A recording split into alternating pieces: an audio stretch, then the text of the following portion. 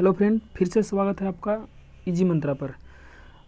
हमने पिछले वीडियो में देखे थे गुलाम वंश, जो 1206 से 1290 के बीच था, और गुलाम वंश का अंतिम शासक था शमसुद्दीन कैमूर्स। अब हम लोग पढ़ेंगे खिलजी वंश। खिलजी वंश के संस्थापक, पहले खिलजी वंश का शासनकाल कब से कब तक रहा वो पढ़ लेते हैं। तो 1290 से 1320 तक खिलजी वंश का शासन रहा, और 1206 से 1290 तक गुलाम वंश का शासन रहा। और पूछता है दिल्ली सल्तनत कब से कब तक चला, तो 1206 से 1526 तक चला, जिसमें खिलजी वंश गुलाम वंश हम लोग पढ़ लिए पिछले वाला वीडियो में, और जो अभी देख रहे हैं वो पीछे वाला भी देख लें, नहीं तो फिर ये आपको समझ में आएगा। ऐसा नहीं कि नहीं समझ में आएगा, समझ में। लेकिन पहले अब शुरू करते हैं हम लोग गुलाम वंश शासन को समाप्ति। गुलाम वंश शासन को समाप्त कर 13 जून 1290 को जलालुद्दीन फिरोज खिलजी ने खिलजी वंश की स्थापना की। तो यहाँ से क्वेश्चन बनेंगे, खिलजी वंश के संस्थापक कौन है, तो जलालुद्दीन फिरोज खिलजी। और कब स्थापना हुआ, 13 जून 1290। गुलाम वंश जैसे ही समाप्त हुआ उसके बाद खिलजी वंश की स्थापना जलालुद्दीन फिरोज खिलजी ने किया। ये अपनी राजधानी कहाँ बनाया था, किलोखरी। खिलजी वंश की जलालुद्दीन फिरोज खिलजी ने अपनी राजधानी बनाया था किलोखरी। और जलालुद्दीन की हत्या 1296 में उसका भतीजा और उसका दामाद अलाउद्दीन खिलजी ने कड़मानिकपुर में कर दिया था। इस जो मतलब खिलजी वंश का संस्थापक था जलालुद्दीन फिरोज खिलजी, उसकी हत्या उसी का दामाद यानी भतीजा भी था और उसका दामाद भी था। जो भतीजा था जलालुद्दीन की बेटी से शादी कर लिया था, उस दामाद भी हो गया और भतीजा भी था। ये 1296 में किसकी हत्या कर दी, उस अपने चाचा या अपने ससुर की हत्या करके कड़मानिकपुर में कर दिया था। उसके बाद खुद को गद्दी पर बैठ गया। अब उसके 22 अक्टूबर 1296 को अलाउद्दीन दिल्ली का सुल्तान बना। अलाउद्दीन ने हत्या करने के बाद 22 अक्टूबर 1296 को दिल्ली की गद्दी पर बैठा। अब यहाँ से अलाउद्दीन के बारे में पढ़ेंगे। अलाउद्दीन का बचपन का नाम था अली और गुरसास्प। यहाँ से बहुत क्वेश्चन पूछे जाते हैं कि अलाउद्दीन के बचपन का नाम क्या था, तो अली और गुरसास्प था। अलाउद्दीन खिलजी ने सेना को नकद वेतन और अस्थायी सेना की नींव रखी। दिल्ली के शासकों में अलाउद्दीन खिलजी के पास सबसे विशाल अस्थायी सेना था। यहाँ पर समझने वाली बात है ना कि अलाउद्दीन खिलजी ने सेना को नकद वेतन के आधार पर रखना शुरू किया। और अस्थाई सेना मतलब शिफ्ट बाय शिफ्ट में, जैसे अभी कैसे सेना रखते हैं भारत सरकार, उसी तरह से अलाउद्दीन खिलजी ने नगद वेतन के साथ में अस्थाई सेना रखा। और दिल्ली के शासकों में दिल्ली के जितने भी शासक थे, अलाउद्दीन खिलजी के पास में सबसे विशाल अस्थाई सेना था। इसलिए विशाल था कि पहले के शासक लोग सिर्फ मतलब सेना को रखते थे, वेतन नहीं देते थे। इन्होंने अलाउद्दीन खिलजी ने दिमाग लगाया, नगद वेतन देना शुरू कर दिया। फिक्स उतने ही भर सेना रखा, तो इसलिए इनके पास में ज़्यादा सेना हो गए। यही ज़्यादा क्वेश्चन पूछते थे कि दिल्ली सल्तनत में सबसे ज़्यादा सेना किसके पास था, तो अलाउद्दीन खिलजी के पास में था। ये नकद वेतन का भी शुरुआत किया था, स्थायी सेना का भी नींव रखा था। और यहाँ पे घोड़ा दागने और सैनिक का हुलिया लिखने की प्रथा की शुरुआत अलाउद्दीन खिलजी ने किया। कहा था कि सेना को हुलिया अपना मतलब कितना सेना मेरे अंडर में है, उसका हुलिया लिख करके वो रखता था अपने पास अलाउद्दीन खिलजी ने। अलाउद्दीन खिलजी ने भू राजस्व दर को बढ़ाकर उपज का 1/2 भाग कर दिया। भू राजस्व में अपना 1/2, जितना भी कोई किसान अगर खेती करता है तो उसका 1/2 भाग वो राजस्व यानी राजा को देना होगा, अलाउद्दीन खिलजी को देना होगा। और इसमें खम्स लूट का धन, खम्स जो होता है वो लूट का धन होता है। इसमें सुल्तान का हिस्सा 1/4 भाग के स्थान पर 3/4 कर दिया। अब इसमें क्या है, जो लोग धन को लूटता था उसको खम्स कहते थे। इसमें सुल्तान का हिस्सा पहले 1/4 लगता था, लेकिन अलाउद्दीन खिलजी के आने के बाद ये 3/4 कर दिया। यानी कि कहने का मतलब अगर आप 4 चुराते हैं तो उसमें 3 आपको राजा को देना होगा और 1 आपको खुद रखना होगा। तो एक प्रथा था अलाउद्दीन खिलजी ने चलाया था। इसने व्यापारियों में बेईमानी रोकने के लिए कम तौलने वाले व्यक्तियों के शरीर से मांस काट लेने का आदेश दिया था। जितना भी व्यापारी अगर कम तौलता था, बेईमानी को रोकने के लिए इसने कम तौलने वाले व्यापारी, जितना भी कम तौलने वाला व्यापारी है उसके शरीर से उतना ही मांस काट लेता था जितना उसके कम तौलता था। इससे क्या हुआ कि उसमें कम तौलने वाले व्यापारी में कमी आई, और इसमें मूल्य नियंत्रण प्रणाली की दृढ़ता से लागू किया। बहुत ज़्यादा क्वेश्चन पूछे जाते हैं कि बाजार नियंत्रण प्रणाली को लागू किसने किया, तो अलाउद्दीन खिलजी ने लागू किया। दक्षिण भारत की विजय के लिए अलाउद्दीन ने मलिक काफूर को भेजा था। जब ये दिल्ली सल्तनत पर राज कर लिया तो दक्षिण भारत को जीतने के लिए वहाँ पर अलाउद्दीन किसको भेजा था, मलिक काफूर को भेजा था। अब यहाँ पे है जमैयत खाना मस्जिद, देखिए अलाउद्दीन खिलजी द्वारा बहुत सारे बनाए गए हैं, उसमें जमैयत खाना मस्जिद है पहला।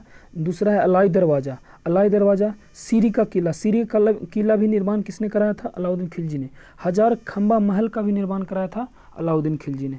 पहला तो जमैयत खाना मस्जिद, अलाई दरवाज़ा, सीरी किला, हजार खंबा महल का निर्माण अलाउद्दीन खिलजी ने करवाया था। अब यहाँ पे थोड़ा सा समझने वाली बात है,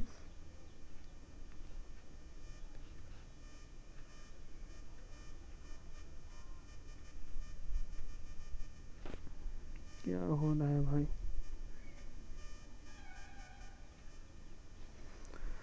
अलाई दरवाज़ा को इस्लामी वास्तुकला का रत्नाकर कहा जाता है। अलाई दरवाज़ा जो है अलाउद्दीन खिलजी द्वारा बनाया गया है, इस्लामी वास्तुकला का रत्नाकर कहा जाता है।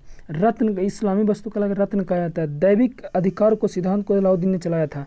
दैविक अधिकार को भी सिद्धांत किसने चलाया था? अलाउद्दीन ने चलाया था। अब यहाँ पे थोड़ा सा आगे चलते हैं हम लोग। अब यहाँ पे क्या कह रहा है? सिकंदर सानी की उपाधि से स्वयं को अलाउद्दीन खिलजी ने विभूषित किया था। सिकंदर सानी से खुद को नवाजा था किसने? अलाउद्दीन खिलजी ने नवाजा था खुद को। अब यहाँ पे और है, अलाउद्दीन मलिक ने याकूब को दीवाने रियासत नियुक्त किया था। अलाउद्दीन ने मलिक याकूब को दीवाने रियासत नियुक्त किया था। अब यहाँ पे एक और लाइन पढ़ लेते हैं। अलाउद्दीन द्वारा नियुक्त परवाना नावीस नामक अधिकारी वस्तुओं को परमिट जारी करता था। उस समय जो भी वस्तु था उसका परमिट जारी करने का अधिकार किसके पास था? तो परवाना नवीस अधिकारी होता था उस समय। और सहाना मंडी, यहाँ खदानों की बिक्री हेतु लाया जाता था। सहाना मंडी जिसमें हम लोग कभी कैसे सब्जी मंडी बोलते हैं, तो सब्जियों की बिक्री के लिए, तो उसी तरह से उस समय अलाउद्दीन खिलजी के समय सहाना मंडी था। वहाँ पर जितने भी खदान पदार्थ थे उसको बिक्री करने के लिए एक मंडी लगाया जाता था, इसको सहाना मंडी कहा जाता है। अब सराय अदल, इस सराय अदल क्या है? सराय अदल यहाँ वस्त्र, शक्कर, जड़ी बूटी, मेवा, दीपक एवं तेल, अन्य निर्मित वस्तुओं को बेचने के लिए ये बनाया गया था। खदान से संबंधित जो मंडी लगता था उसको कहते थे सहाना मंडी, और जिसमें वस्त्र भी, शक्कर भी, जड़ी बूटी, मेवा, दीपक या तेल, उसके निम्न निर्मित वस्तुओं से बेचने के लिए सराय अदल का प्रयोग किया जाता था। अब यहाँ पे क्या कह रहा है? अलाउद्दीन खिलजी की आर्थिक नीति की एक व्यापक जानकारी जियाउद्दीन बर्नी की कृति तारीख़ फिरोज़शाही से मिलती है। अलाउद्दीन खिलजी की आर्थिक नीति की व्यापक जानकारी जियाउद्दीन बर्नी की कृति तारीख़ फिरोज़शाही कहने का मतलब है किसके द्वारा लिखा गया है? तो जियाउद्दीन बर्नी के द्वारा लिखा गया है। इसमें किसकी आर्थिक नीति का विवरण है? तो अलाउद्दीन खिलजी का आर्थिक नीति का विवरण है इसमें। अब खजाइनुल फतूह अमीर जो था वो खुसरो, यहाँ पे ऐसे नहीं है, देखिए यहाँ पे कहने का मतलब खजाइनुल फतूह अमीर खुसरो ने लिखा था, रिहला इब्न बतूता ने लिखा था, एवं फुतूह सलातीन इसामी ने लिखा था। किसने लिखा था? ये सब उनकी कृति, रिहला इब्न बतूता, खजाइनुल फतूह अमीर खुसरो की है। अब यहाँ पे मूल नियंत्रण को सफल बनाने के लिए मुहतसिब एवं नाजीर की महत्वपूर्ण भूमिका थी। जिसे मूल नियंत्रण को अलाउद्दीन खिलजी तो शासक था, लागू कर दिया। इसको सफल बनाने के लिए मेन है मुहतसिब, एक था मुहतसिब और एक था नाजिर। ये नाप तौल का अधिकारी था, जितना भी कम नापने तोलने में था वो कौन था? नाजिर, इसका अधिकारी था, नाप तौल का अधिकारी। अब यहाँ पे है राजस्व के अंतर्गत अलाउद्दीन ने सर्वप्रथम मिल्क, इनाम एवं वक्फ के अंतर्गत दी गई भूमि को वापस लेकर उसे खालसा भूमि में बदल दिया। अलाउद्दीन जिस राजस्व सुधारों के अंतर्गत अलाउद्दीन ने सर्वप्रथम मिल्क, इनाम एवं वक्फ के अंतर्गत जितने भी भूमि अपने लिया था अंदर में, उस सब खालसा भूमि में बदल दिया। खालसा भूमि में क्या कर दिया? बदल दिया। अब यहाँ पे है थोड़ा सा इसको जूम कर लेते हैं। यहाँ पे अलाउद्दीन खिलजी के द्वारा लगाए जाने वाले दो नवीन कर थे। अलाउद्दीन खिलजी के द्वारा लगाए जाने वाले दो नवीन कर कौन कौन से थे? नया कर कहने का मतलब चराई कर, दुधारू पशुओं पर लगाया जाने वाला कर। ये बहुत ज़्यादा पूछे जाते हैं कि चराई कर किस पे लगता था? दुधारू पशुओं पर। और किसके द्वारा लगाया गया था? तो अलाउद्दीन खिलजी के द्वारा लगाया था। गढ़ी कर किस पर? घरों या झोपड़ी पर लगाया जाने वाला कर था। गढ़ी कर का निर्माण किसने किया? अलाउद्दीन खिलजी ने किया। ये किस पर लगाया था? घरों और झोपड़ियों पर लगाया जाने वाला ये कर था। अलाउद्दीन खिलजी के शासनकाल में 1297 ईस्वी से 1306 ईस्वी तक मंगोलों के 6 आक्रमण हुए। जब जिस समय अलाउद्दीन खिलजी शासन कर रहा था उसमें 1297 से 1306 ईस्वी तक के मंगोलों ने कितना बार 6 बार आक्रमण किया। प्रथम आक्रमण किया 1297 ईस्वी में, एक कादर खां के नेतृत्व में हुआ था। किसके? कादर खां के नेतृत्व में हुआ था। दूसरा आक्रमण हुआ 1298 ईस्वी में, इस सल्दी के नेतृत्व थे। ये सब जितना भी कादर सल्दी जितने भी हैं ये सब अलाउद्दीन के क्या सेनापति थे, सल्दी के नेतृत्व में। तीसरा आक्रमण 1299 ईस्वी में कुतलू ख्वाजा के नेतृत्व में हुआ था। और चौथा आक्रमण 1303 ईस्वी में तारगी के नेतृत्व में हुआ था। और पाँचवा आक्रमण 1305 ईस्वी में अली बेग और ततारका के नेतृत्व में हुआ था। और छठा आक्रमण जो बहुत ज़्यादा पूछे जाते हैं 1306 ईस्वी में काबक और इकबालमंद के नेतृत्व में हुआ था। अब यहाँ पे आइए, अलाउद्दीन खिलजी की मृत्यु 5 जनवरी 1316 ईस्वी को हो गई। अलाउद्दीन खिलजी की मृत्यु कब हुआ? 5 जनवरी 1306 ईस्वी को हुआ। कुतुबुद्दीन मुबारक खिलजी, अब अलाउद्दीन खिलजी जब जैसे ही मरा तो कुतुबुद्दीन मुबारक खिलजी 1316 ईस्वी को दिल्ली के सिंहासन पर बैठा। इसे नग्न स्त्री और पुरुष की संगत पसंद थी। नग्न स्त्री और पुरुष की क्या थी? संगत, इन जोड़ियाँ पसंद थी। अब इसमें थोड़ा सा यहाँ पे क्वेश्चन क्या बनते हैं, अलाउद्दीन खिलजी की मृत्यु कब हुआ? तो 5 जनवरी 1916 को मृत्यु हो गया। और उसके बाद फिर कौन आया? अलाउद्दीन खिलजी के बाद फिर कौन आया? तो कुतुबुद्दीन मुबारक खिलजी था। एक कब गद्दी पर बैठा? 1316 ईस्वी को गद्दी पर बैठा, दिल्ली गद्दी पर। अब यहाँ पे आइए, मुबारक खिलजी कभी कभी राज दरबार में स्त्रियों का वस्त्र पहनकर आ जाता था। मुबारक खिलजी कुछ विचित्र आदमी है। इसके बारे में कहा जाता था कि मुबारक खिलजी कभी कभी दरबार में स्त्रियों का वस्त्र पहनकर भी आ जाया करता था। बरनी के अनुसार मुबारक कभी कभी नग्न होकर भी दरबारियों के बीच दौड़, जब दरबार जैसे दरबारी में सब बैठे रहते थे जितने भी उसके मंत्री थे, वो बीच में कभी नग्न होकर भी दरबारियों के बीच से दौड़ गुजरता था मुबारक खिलजी। इसको कौन बताया था? बरनी ने बताया था। बरनी ने बताया था कि नग्न होकर दरबारियों के बीच में दौड़ जाता था।